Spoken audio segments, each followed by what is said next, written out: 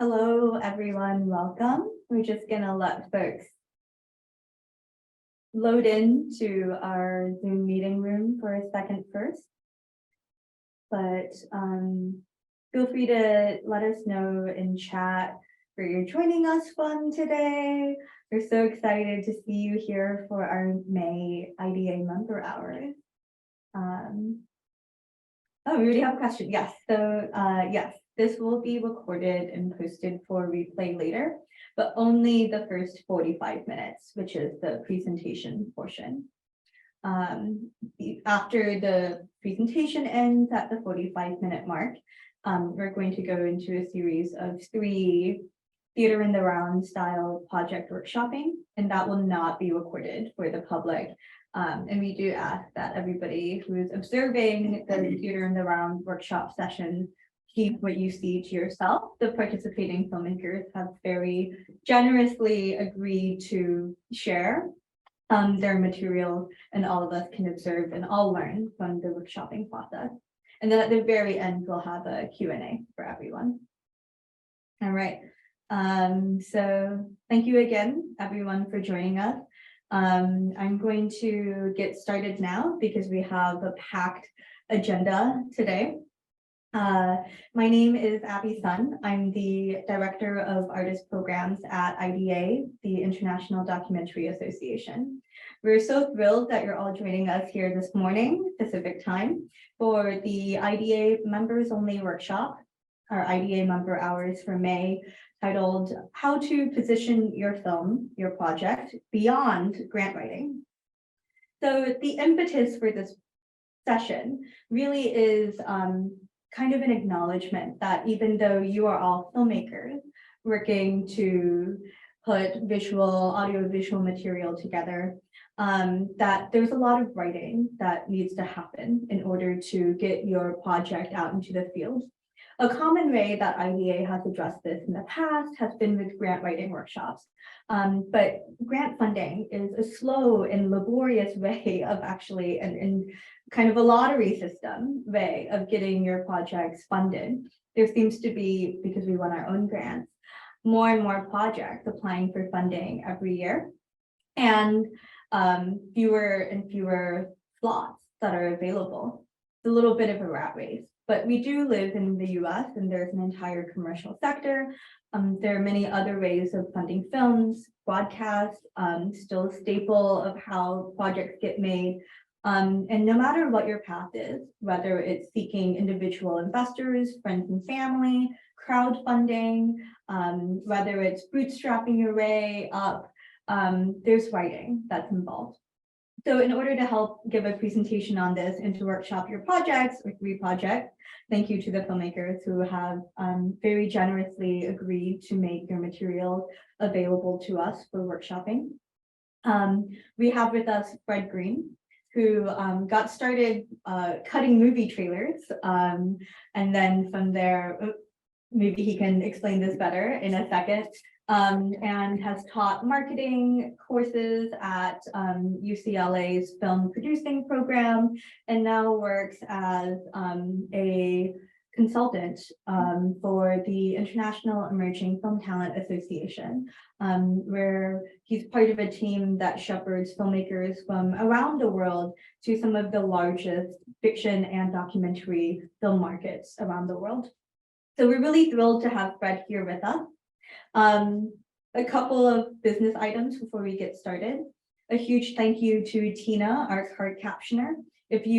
Several of you requested live captioning. You can turn that on by pressing captions down at the bottom and then turning them on. We also thank you to Joe for providing ASL interpretation for us today.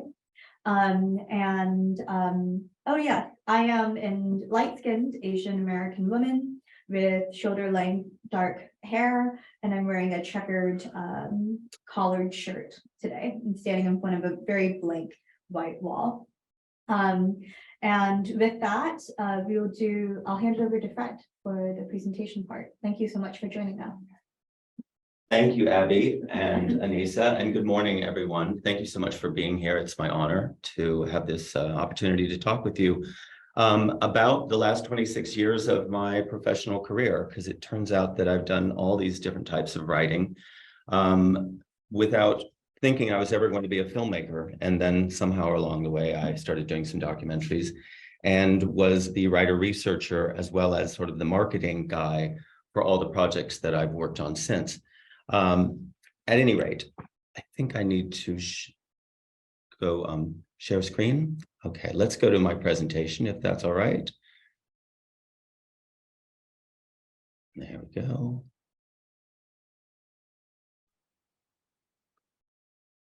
All right, and I'm going to press play.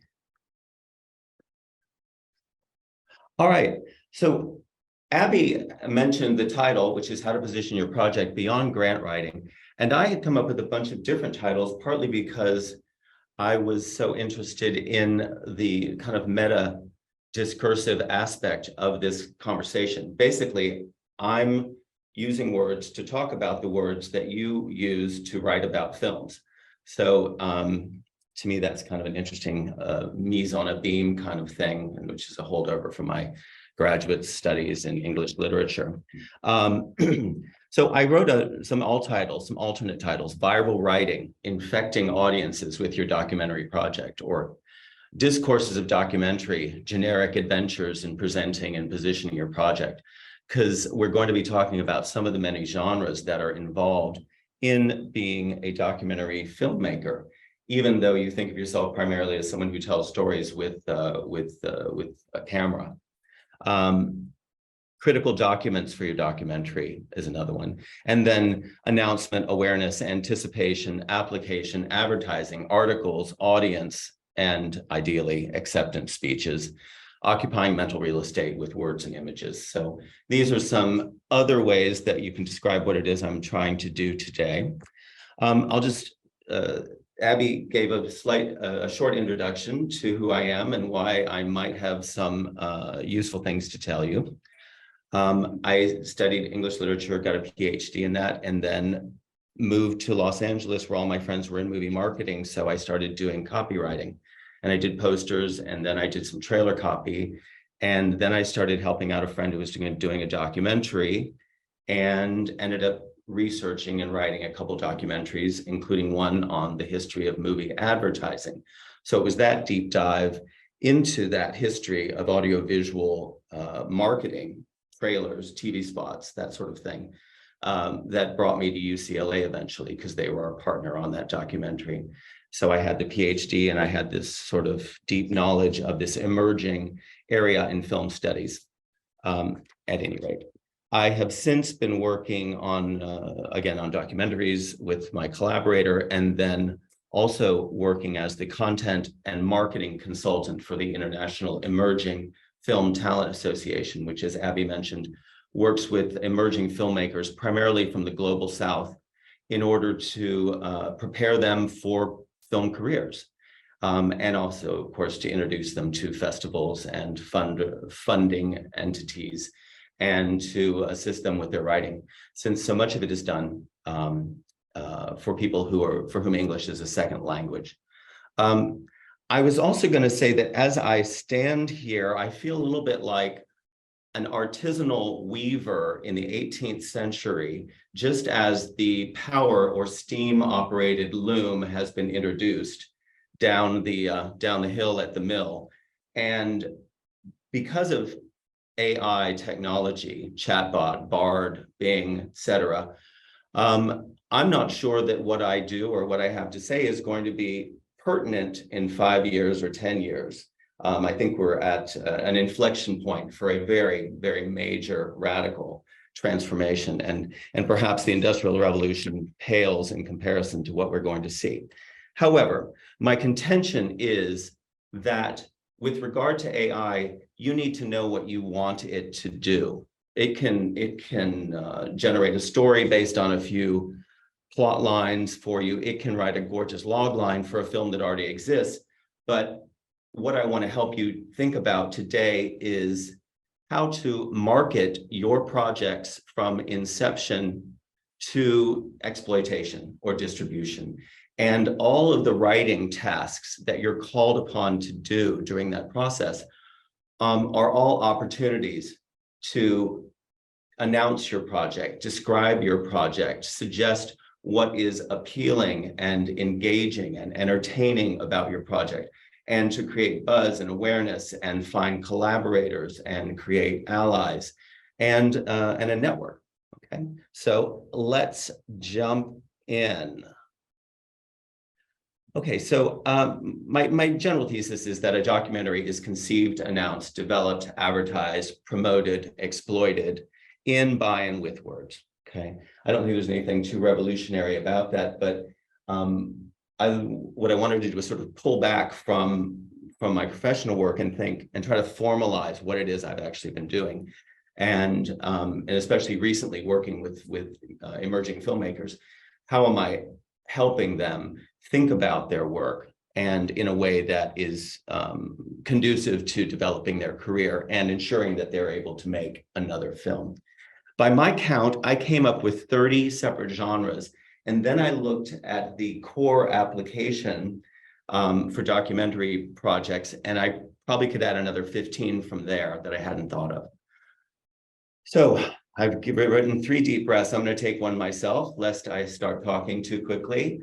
But I think the point that I wanted that you guys all to breathe with me is to recognize that this is daunting. If someone said to you, hey, documentary filmmaker, in addition to doing all the work, making all the sacrifices, committing all the time and energy and resources to making a film, you also have to market the damn thing. And you have to do all this writing and have some familiarity with 30 different genres of marketing writing or of expository writing. Okay, so you might think, maybe this isn't the right career for me. I want to discourage you from that conclusion and instead help you feel comfortable. Again, familiarity ideally should breed comfort in this particular instance. And I also want to celebrate the opportunity that we have every time we describe our projects. And sometimes that's orally, but hopefully you will have written out your elevator speech, right? Your elevator pitch. And it'll become second nature to you. But every other writing opportunity included in the core curriculum application or on a list that I have on the next page, and some of which are to the right in that little gray box, is a chance to position your project, to make claims on its behalf, to elicit excitement, interest, curiosity, and ideally sort of again, collaboration on it, or at least a sense of investment in it by your personal network and by the film world. All right, let's go down one more. So here's my partial list. By the way, I think all of these are Googleable, searchable, and definable. So I won't spend the time we have together defining a description, a proposal, a pitch, an elevator pitch, a log line, a synopsis, a director's statement, etc. I think you have some familiarity with that already. In fact, I think much of what I'm going to talk about today will be familiar to you at least from experience. What I'm trying to do is formalize it and give you some distance on it, so you can use it practically. This knowledge base that you already have. And I've gone down to press kit, press release, article pitches, and I've just ended with award acceptance speech, because your projects will be so good, you'll be standing on the stage receiving an award. So you better have something prepared for that too, right? Yeah. All right. Okay. So one of the ways that I started thinking about this was broadcasting versus narrowcasting or microcasting. Okay. And it seems to me that in the very beginning of making a film, from the time you write down your concept and start describing it to friends, or write up a pitch document to allow yourself to attend a pitch festival, for example, or submit an application. This world, the film world, which you've probably realized right now is surprisingly small considering that it's global. this film world is your first audience. It's probably your toughest audience because they are familiar with what you're doing, with making a film as well as describing your film, with using language to market and position it.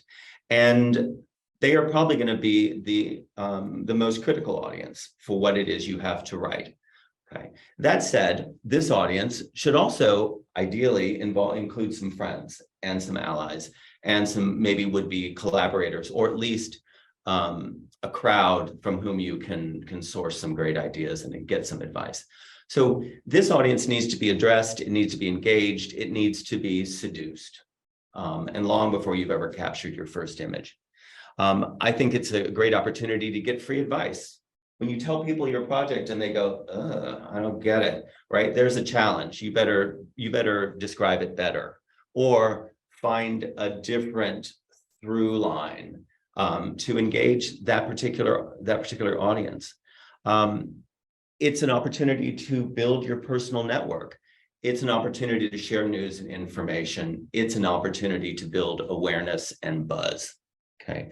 And again, some of the key materials, this is not exhaustive. This is just some of the things that popped into mind when I was thinking of these key materials. And it's your pitch, your elevator pitch, your log line, your synopsis, your treatment, if you've done one, your script, your outline, your 2-pager, your 1-pager, your director's statement, the biographies of the people that are collaborating with you, and of course, your conversation, how you talk about your project, can be incredibly powerful. All right. I think I've said everything regarding that. Let's go on to what I call broadcasting or widecasting. And this will be, say, for the second stage of your project, when you're in production, or you're getting close to being in editing and post. Here's the time when you're creating marketing materials that will go to the widest possible audience. So audiences outside your network. So narrowcasting, microcasting, to beat to the obvious, is that film world, that network, that those people who are doing similar work as you are. Broadcasting is going to be everybody outside. And of course, there'll be some overlap. So I have a little note in red saying research to identify likely viewers. And I have a slide later where we'll talk a little bit about do-it-yourself audience research. One of the points I want to make and emphasize and repeat is how important audience is, and that at every opportunity to write something, you need to step back, remind yourself, hey, who's my audience for this? Who's reading this? And what do I want to communicate to them? And what do I want them to take away from it? Okay, or how do I want them to react? Social media these days, again, that's going to be on the border between narrowcasting and broadcasting, but your Facebook page, your Instagram account, your TikTok account, the website that you create for your film project. Again, all of these are accessible to and perhaps of great interest to people that have never met you, know nothing about your project, but are curious. Press release and press pieces. It happens that as a filmmaker and a documentary filmmaker, you are also in a position to pitch stories to the news, to local journalists, to, I don't know, whether it's a school paper or even a national news organ. Journalists are always in search of content. And if you have an interesting story and an interesting project, you can pitch that story to someone, and hopefully they'll just repurpose your press release.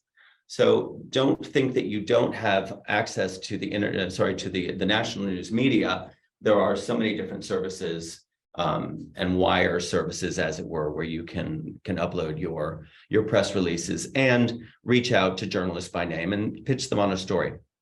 The press kit or the lookbook is something I think many of you are already familiar with. it ends up being a tool primarily used within the film world, but i.e. the narrow casting world. But of course, that material is what press junkets use, or the journalists who are on press junkets use to create the articles that will appear in the style section or the arts and leisure section of your local paper, or your digital paper that you subscribe to or enjoy. IMDb page, don't forget to update the world's largest movie database. Put information about yourself, about your team, about your project, and remember to occasionally update it, right? So that when things change, so does your content. Your poster or your key art, okay? You're probably gonna want to come up with a tagline, something catchy, one sentence that somehow distills or encapsulates what it is that your film is about. And of course, that same content will go on a billboard. Much of what I'm talking about has to do with really well-budgeted documentaries that are made, say, in Hollywood or in the industry, or with a team that is well funded and juiced. But I think it's important for every project to have a poster or at least key art, because now that we have digital billboards, we no longer have to invest in subway signs and subway signs and bus stop signs and billboards. And then audiovisual advertising. Now, this, of course, can get very expensive and very complicated, but you can go ahead and cut your own trailer and invite, maybe you've got some friends who are working on that end of the film industry, invite them to collaborate and partner with you and experiment. All of these materials will be valuable. They are content that audiences enjoy, seek out, and consume avidly. As you may know, trailers are the second or third most searched thing on the internet. And that was true back in 1999 when I first learned that piece of information. We are fortunate in the industry of entertainment to have advertising that people are eager to consume. We call them free samples of the materials that they're going to enjoy, assuming that they buy a ticket for the movie or have the streaming service that's presenting it or attend the film festival. So that is an incredible benefit that other advertisers don't have, other marketers don't have. We are in such a privileged position because we're giving people things they want and things they will seek out on their own. All right. Here's just a chart that kind of describes some of what I've just been describing to you about microcasting and macrocasting. So feel free to borrow that. By the way, I'm going to provide the PDF of this keynote to IDA, and they will make it available. So feel free to make notes, but you don't have to capture everything as it's going by because it'll be available. Okay, marketing, shortening the distance between awareness and purchase. And I've used this image of sort of an old-fashioned market, or not an old-fashioned market because it looks contemporary, but like a busy face-to-face market where people are literally bringing their wares to sell.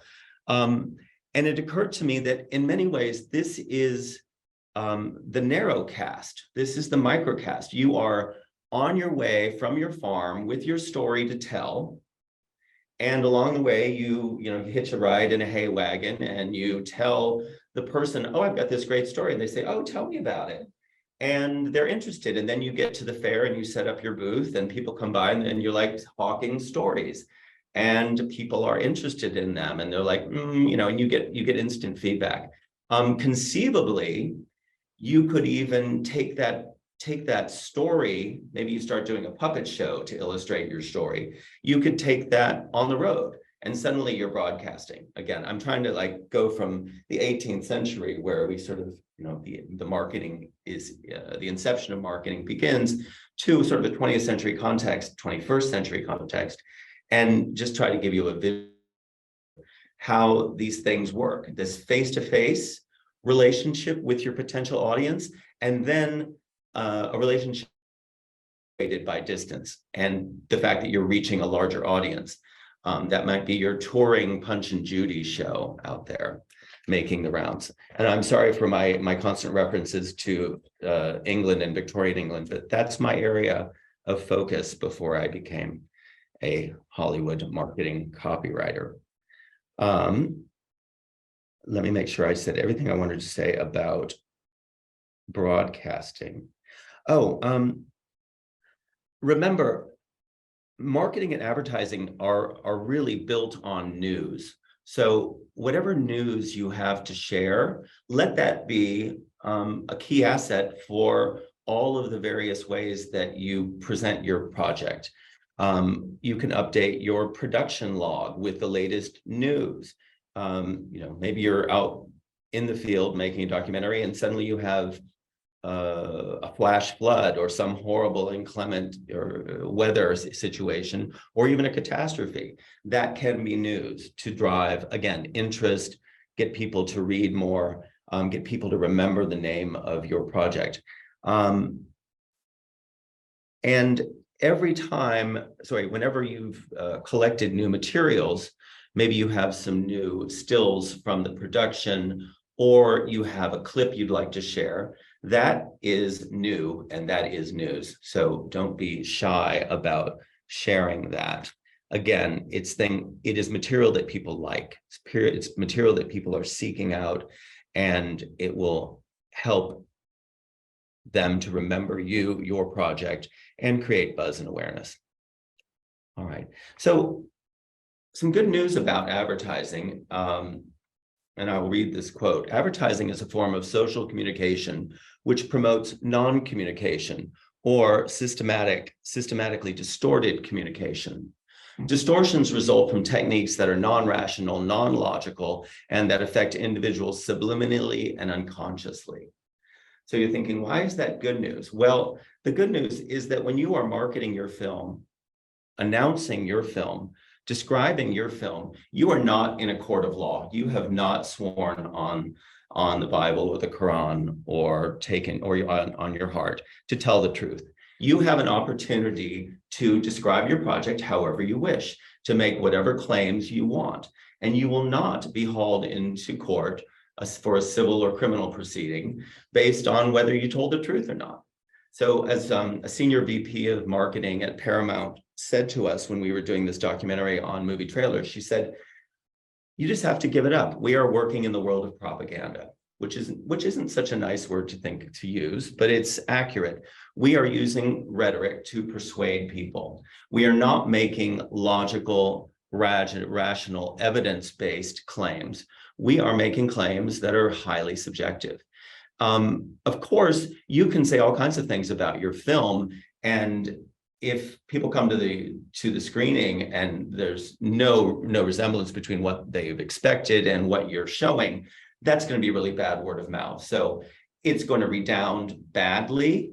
So be careful about that. You don't want to completely misrepresent, but you can certainly emphasize, de-emphasize, you can conceal, and you can reveal. You have this choice. And again, these are non-rational, non-logical communications. So we're working with emotion, right? We're reaching people in their reptile brain, if you're at all lucky. Right. And there's this, I think I said a little bit about this already. Advertising is news. Then I just wanted to mention branding as sort of a corollary idea. I think of branding and positioning as very similar topics. I'm afraid I'm using these words a little bit interchangeably: branding, positioning, marketing, advertising.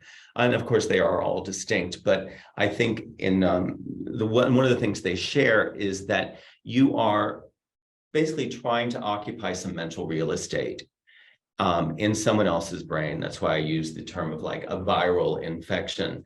And it spreads. You've created a meme for your project, an identity, and you've used language and images to create that. And ideally, it will stick with a potential audience member and may say, that's not my kind of movie. Or they may say, oh, I look forward to that. I wonder what streaming service that will be on or when that will be available. So the perception of qualities in the customer's mind concerning the qualities and attributes of each non-generic product or service. That is sort of a overly formal definition of branding, but it's basically that perception. Okay, and that perception is an emotional state. So again, it's not something objective we're working with. It's something incredibly subjective. And I say in your materials, assert it, claim it, repeat it, defend it. Okay, you have that opportunity in every writing task that comes your way. All right. So to recapitulate, marketing is not a debate or an argument. You've got a product to sell and a chance to shape perception of it for a likely audience. Your goal, infect a likely viewer with an ideational or emotional virus. I know we just celebrated the end of COVID, didn't we? So perhaps that's a little too raw at this point. Some thoughts about branding, positioning, and advertising. Again, I've spent so many years as a teacher, I do tend to repeat myself, but I'm told that students, audiences tend to remember when you say things 3 times at least. So a documentary is a communications act. It's also a solicitation for attention and engagement. So with whom are you in communication? So this is the segue, obviously, to talking a little bit about do-it-yourself audience research. Initially, you've got to start with yourself. And you imagine that if I like these things, maybe other people will as well. If I'm interested in this story, then perhaps other people will be as well. So I think it's fair to make yourself the measure of man initially, but then you have to be willing to hear from people who don't agree with you at all and have a completely different set of tastes in terms of their entertainment choices and the things that interest them in terms of documentary film, if we don't want to think of that purely as an entertainment item. So identify the qualities of your project that are likely to appeal broadly. And I have the next page, we're going to go through about 20 different kinds of appeals. And then I think it's important to identify those aspects of your project that may not be appealing to everybody and that you may want to de-emphasize or conceal. Famous story from this movie from the 80s, Terms of Endearment, that people really liked. Many of you probably weren't born when that was released, but it was all about cancer. And of course, the marketing team was like, no cancer in the marketing. Happily, it had Jack Nicholson and Shirley MacLaine, so it did okay. Your materials are a set of claims designed to elicit attention and interest. And your goal is to shorten the sales cycle, right? You become aware of something and then you want to see it. Oh, goodness, my ring light. Hang on. There we are back. So what have you got to work with? Traditionally, in, say, Hollywood feature film marketing, story, stars, spectacle, and what's the source material? Those are kind of the big 4. But then we're working in the world of documentaries. So obviously there's other subjects that are interesting to us. Sex, always a good one. Romance, human interest, controversy, belief, faith. So that would be things like religion or cults or those other things. Action, obviously people like Marvel films, so they like action and fights. News, something that is unfamiliar. Scandal, that always works pretty well. Discovery, I think so many documentaries are, directly aiming at trying to reveal something that has not been shown before. Suspense, okay, we like that as audiences. It tends to sort of trigger us psychologically. Intrigue, human psychology, history, tradition, science fiction. Again, these, as you're at every step of the project, right? Ask yourself, what is it in my project that is going to summon an audience and then going to entertain an audience or appeal to an audience. I'm afraid that we're ultimately trying to create a commercial project, one that will sell to a streaming entity or actually into distribution. So we have to think about these unpleasant topics like marketing and making money. Then another thing, just a reminder, and it was a trailer editor that came and was a guest lecturer in the class that I taught at UCLA. And he just said, remember, audience want to know, what's the classification? What genre is it? What kind of project is it? How do you describe it? And then you need to know the ingredients, the functionality, the qualities, testimonial, or even demonstrations. The great thing about our business is that we get to demonstrate constantly with samples, with stills, with clips, with trailers or teasers or TV spots. All right. I don't have too much more to say. Oh, audience, sorry, I retract that. I would like just to talk briefly about audience, and then I think we can wrap up more or less. This is a little away or tangential to writing, but I think that every time you are writing, you have to be thinking about this. And the more information you can gather about your audience, the better off you will be. And with that little image over there, we've been thinking about you. And I recommend that you be thinking about your audience at every step of the way. So who is your audience? Who do you think they are? Who do they tell you they are? What kinds of responses are you getting to your pitch, your 2-page, or your logline? So from in the microcast, narrowcast film world, what are people saying? How are they replying?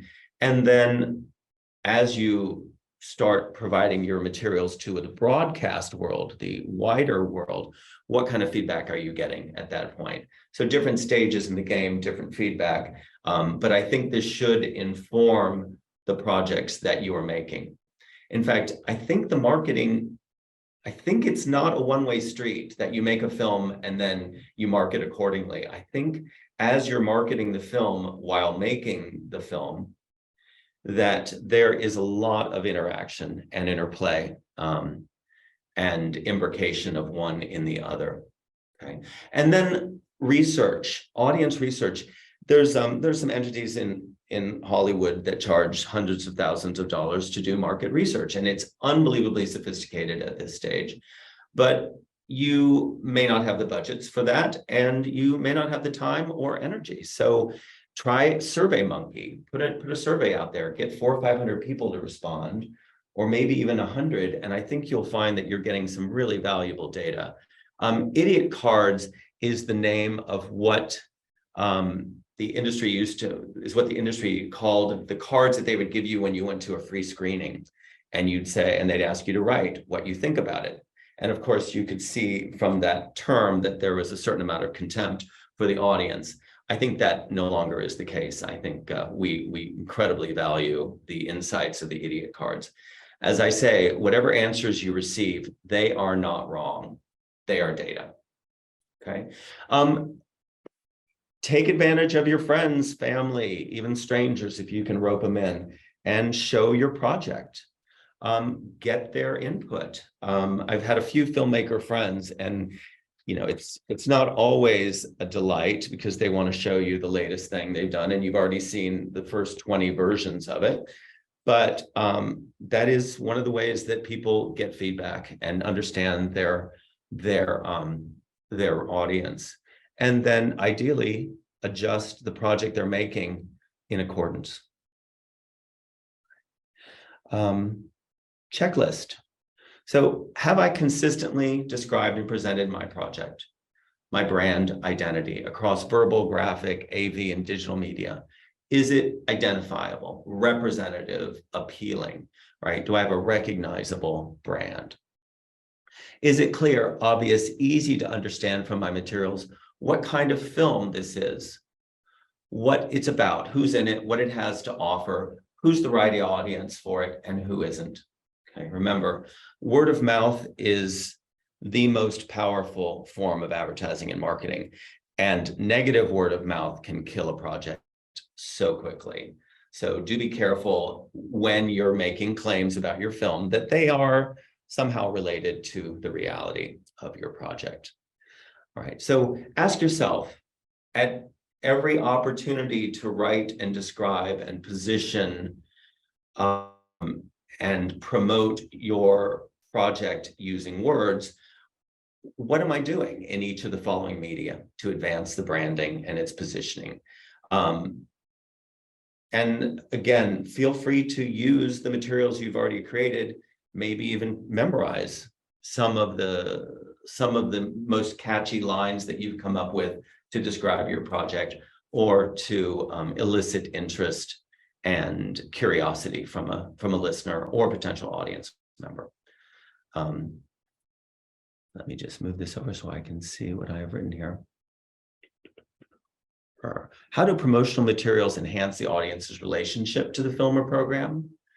What feedback am I getting when I show my written and audio visual material? Who is my audience? What are my assets? Okay, and that was on the previous page. Like, what is it that you have to appeal to an audience and provide the entertainment and satisfy the curiosity that they have that brought them into the theater, or again in front of their television to see your project. And then I've just put some extras and appendices, and I will close on this last statement.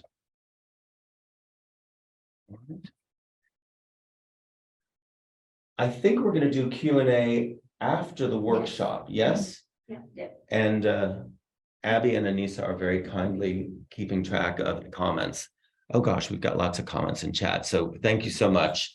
We will get to those probably more like 11:40 or so. All right. Thank you so much to our interpreter and our card captioner. Thank you both. Yeah.